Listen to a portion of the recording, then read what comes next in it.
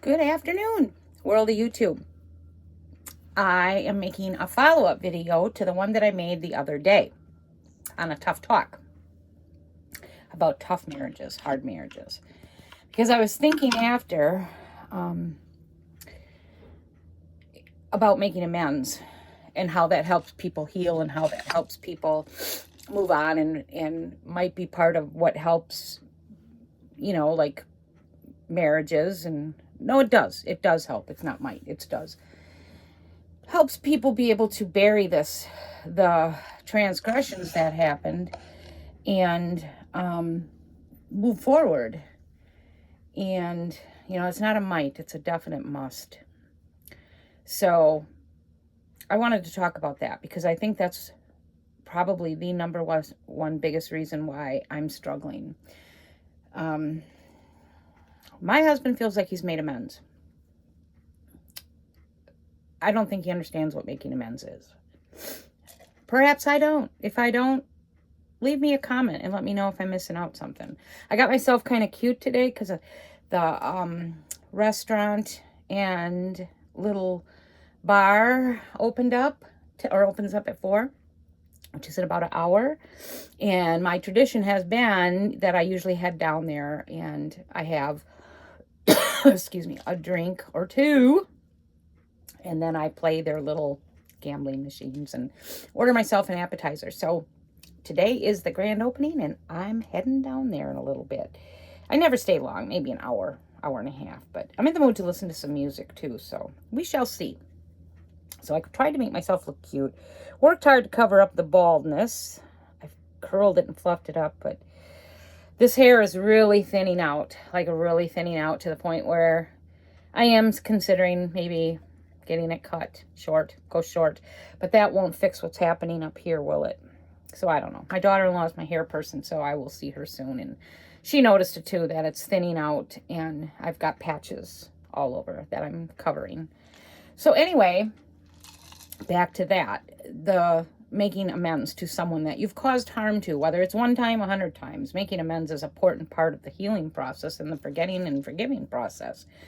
Now, to me, making amends, fidgeting again. To me, making amends would be, it's more than saying I'm sorry. It's definitely starting it off with saying you're sorry. But then whatever you've done to that person, like I can't really share with you how it would be if someone was unfaithful, how they would make amends, because that's something that Greg hasn't done. That would be my department. I've been the one that's been unfaithful, and he has. We've talked about what I've done and why I did it and all that, and apparently whatever I shared with him was enough for him to let it go. But it's also something that I have not done repetitively. It was more or less something that I did after I got fed up with all of his crap after 30 years. Doesn't justify it at all. It's never right. I got hair in my mouth now. Cheating is never right. Ever. Let me stress that. Ever. I'm 100% in the wrong for that, no matter what he did. Because you're better off, if you're going to do that, file for papers and get out. But don't be unfaithful in a marriage. So anyway, I made that clear.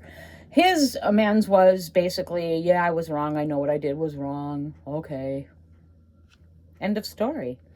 He never tried to pay back the monies that he took. He never sat down with me. And for me, I think it goes much deeper. You would have to sit down and maybe hold your hands and look in your eyes and maybe even shed a few tears for some of the crap that this man's done. You don't lose your family's home and take it we'll just get another one in 5 years. Don't work that way. Our last, this recent home 5 years ago wasn't my dream home, but it was definitely the breaking point for me. That was when I lost it and landed in the psych ward. It was the home before that, our house on the hill. That house, all of us, the kids and I, that was our dream. That was one of those houses that stood out. And actually, there's no house like it before it or after it. Even the houses that my kids have purchased, nothing holds a candle to the house that we had. It was up on a hill. It was, gosh, what was it? 2, 3, 4 bedrooms? 4 bedrooms, 3 bathrooms, almost 4 acres of land, 2-way fireplace, a balcony in the living room. And mind you, this house was only $99,000, and we just had so much. It was just gorgeous. Needed a lot of work. It was an older home, a very old home that was moved from a location, and then some new parts were constructed on it. I believe it was the living room and the dining room were added on, but the old part was an old Cape Cod, and this house was old. I mean, like, all of the woodwork was not in good shape. Every bathroom, there was 1 new bathroom, 2 really old bathrooms. Every bathroom leaked. Every shower leaked. It was a 3-floor house, so every bathroom needed to have the plumbing redone, which we never did in the 11 plus years we were there. He would just keep fixing the leaks. The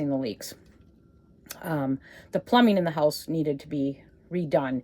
The septic needed to be replaced. All the windows needed to be replaced. Each set of patio doors, and we had 2 of those, or 3? 2.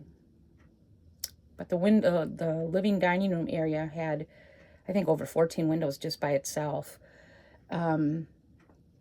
All of your countertops need to be replaced. We never did that while we were there. The cabinets, I painted them, but they were, I mean, you could put your hand through them. They were so flimsy. It just looked nice. It showed like a beautiful home, but it was a mess. The flooring was in rough shape. Carpet in the bedrooms, we did get all that replaced, but he repainted it, stained it while we were there. But like I said, it showed beautiful, but it really was an old home that needed a lot of work.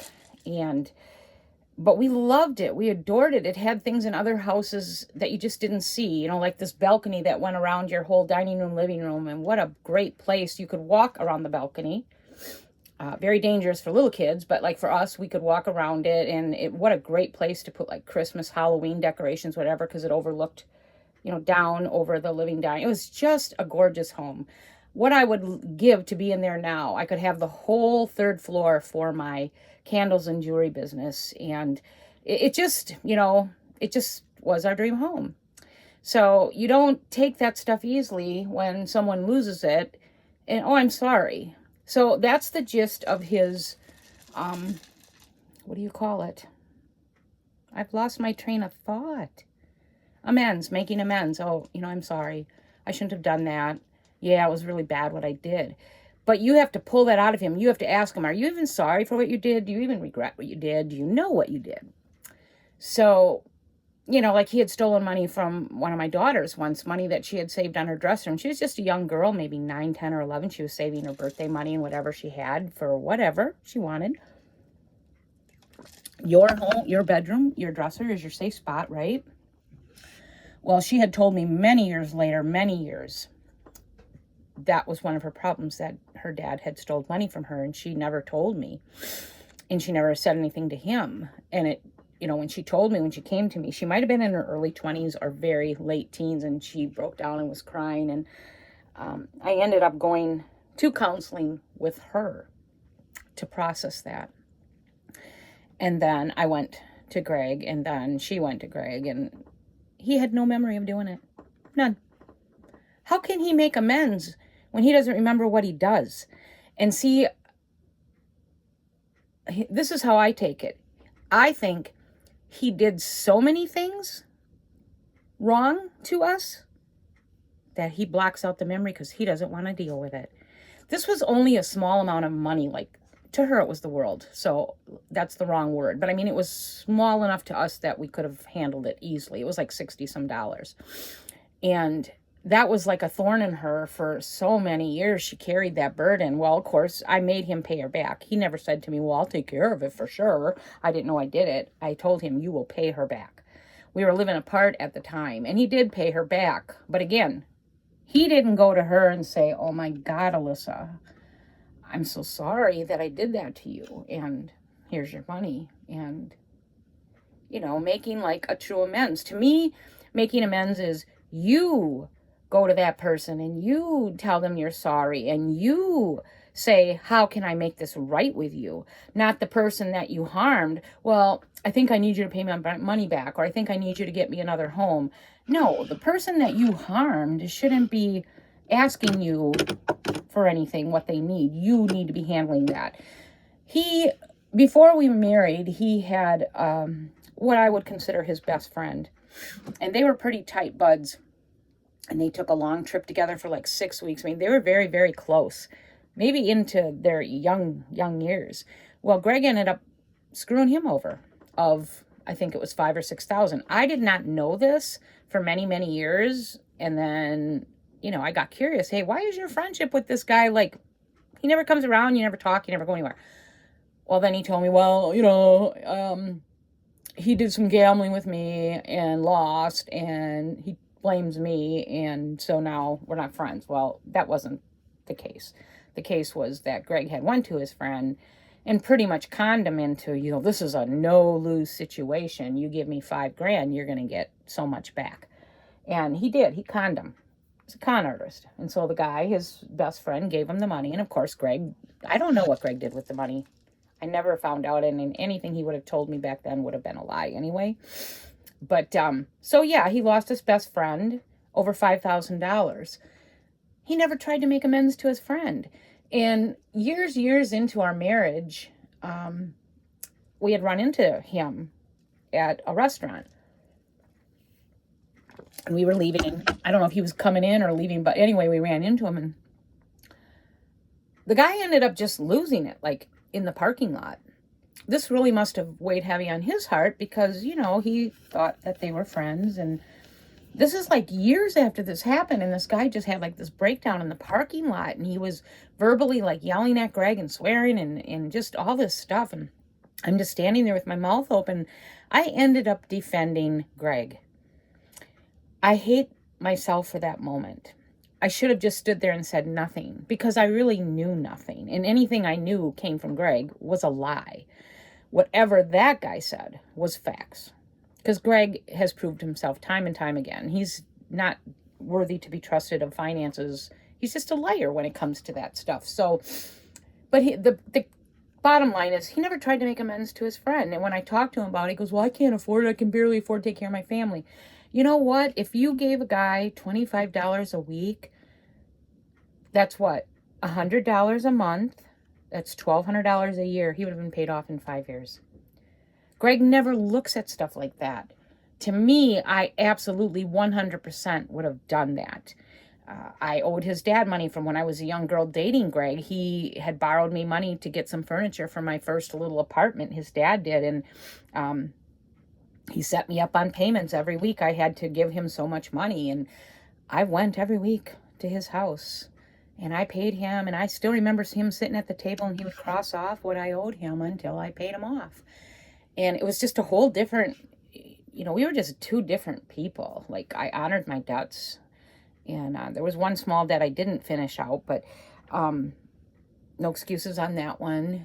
I don't really know what happened. I might have got caught up with Greg at something. It was a small amount of money to his mom, but I should have at least talked to her about it. Maybe I did. I don't think I did. But otherwise, I never borrowed money other than his dad. But, anyway, so that's Greg's history. He never makes amends to the people that he hurts and causes harm to. And even this last thing, what did he do when, we found out that, or when I found out that I was going to lose another house and he had drained all my money and I landed in the psych ward? He ended up, I didn't let him stay in the house after I got released from the hospital. And so he went and stayed out in the motorhome that we were supposed to be, living in and traveling in the winter and then coming back and having a small place. That was all a big scam too, and he knew it. But anyway, he went and stayed in the motorhome, and this was in the winter, and it was a very cold spell, and I didn't care. All he had was the heat in the motorhome. At that point, it was only a few weeks that I had found out, and I honestly did not care if he froze to death or died. So what did he do while he was in that motorhome? Do you think that maybe he would get a part-time job and, start saving and start trying to fix things? Because when that happened, he had drained my finances, so he had no finances, and I had nothing. And you think he'd go get a part-time job and do, a good thing and say, I got to work, man. I got to I gotta fix this. No, he didn't. He started tearing apart the motorhome, putting on his charge cards, things to fix it, and he drank. He drank to the point where the kids came home to me saying they were worried about him, that, he would freeze to death out there or die from alcoholism. So I ended up letting him come back and staying in the basement. But either way, again, that's not how you make amends. The right thing, if he would have done, I didn't speak to him for probably at least 6 months, probably close to a year after that. I kept my bedroom door shut and wouldn't deal with him. But anyway, if I would have saw, different actions, like when the kids are telling me Dad's drinking too much, I didn't give a shit. I honestly thought if he dies or freezes to death, I'll just burn him and put him in a hefty bag on the side of the road. I'm done with this creep. And that's where my mind was, and I'm not saying that lightly. I probably would have done that. So anyway, how much different would I have looked at things, and my kids too, if they had saw, oh man, Dad got a part-time job, or he's got a job down here and he's working, and we talked to him about it, and he said he's working because he's got to get some money together because you guys have to move or whatever. No, he didn't do that. He spent money, charged money, because he knew he was going to file bankruptcy. So that was only 5 years ago. His way of making amends sucks. He doesn't do anything about it. He never tried to pay me back this batch, but like I said, he paid it back. He just doesn't know it because I took money from him, from his mom's money. I have no guilt about that. But anyway, so how the person makes amends, if they make amends, makes a big difference in how you handle things. Like I'm saying, if he had done things differently, came to me, approached me, or made attempts to rectify, I think I'd feel totally different about this man. But I'm sitting here and I feel like I'm carrying the ball, and I have all these years, or his parents did. Like with this last episode, I saved up money. We had to sell all of our household goods, so we got a big chunk that way. But then I managed to bank some money, because I think this happened in January and we didn't have to move out of the house till like July. So, we had no bills. So I was stashing money like crazy. And I ended up having the down payment for this tiny home. And then my daughter financed it for me. But I had all the money down. I had the money to have it moved here. I had the money to buy the things we needed for it, like a little septic tank and all the little hookups that you need that go with these. And then that drained me.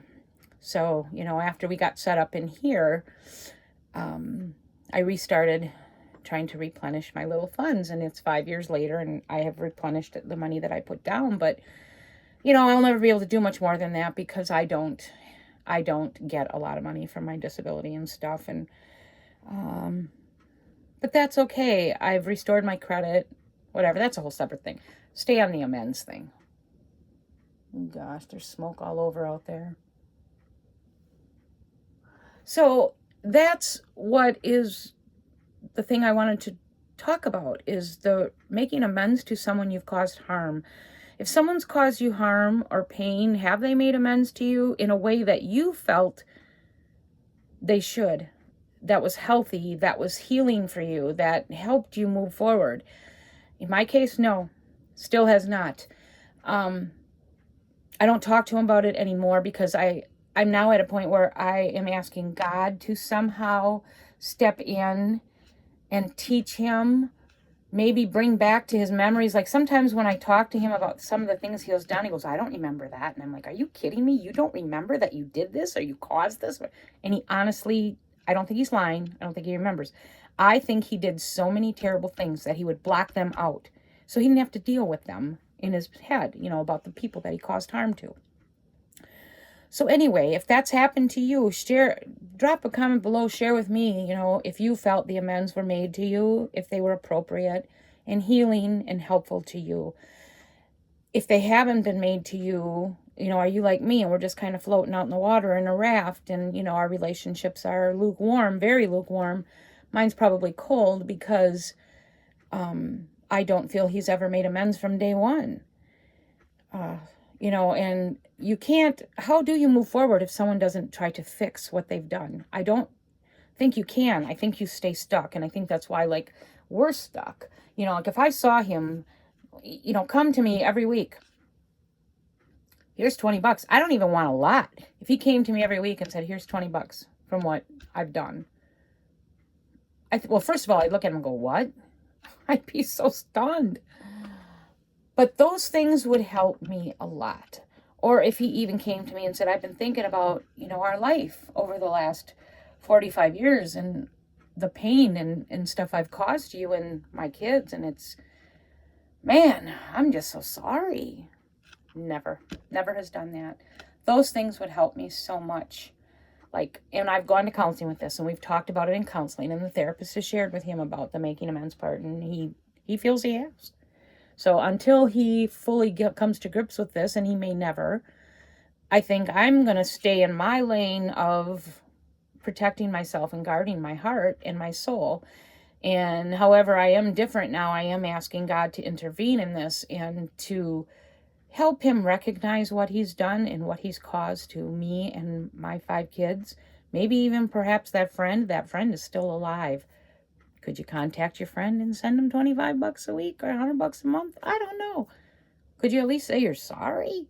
Just own your shit. Boy, is that true, right? Own your shit. So that's my little add-on to yesterday, making amends. Drop me a comment what you think about this. And like I said, if you've been hurt or harmed, has the person made amends to you in a way that helped you feel like you can heal? If not, how are you coping? Like me, just floating out here on a raft, unable to really do anything. I'm unable to do anything mostly because of my health. But I do have things in place that keep me, like I'm not a suicidal or sad person at all. I'm a pretty happy person. So I'm able to separate what he's done again and know that if I want something, I can get it, and my needs are met. I don't go to him if there's something that I want. Like if I want a new bedspread, I don't go to him. I just do what I want to do. I have my own money, and I'm not in a position where I have to go to him for anything, thank God. So that's my little addendum. Is that what the word is? Addendum to yesterday? Amendment. Making amends. Leave me a comment. I hope you have a great day.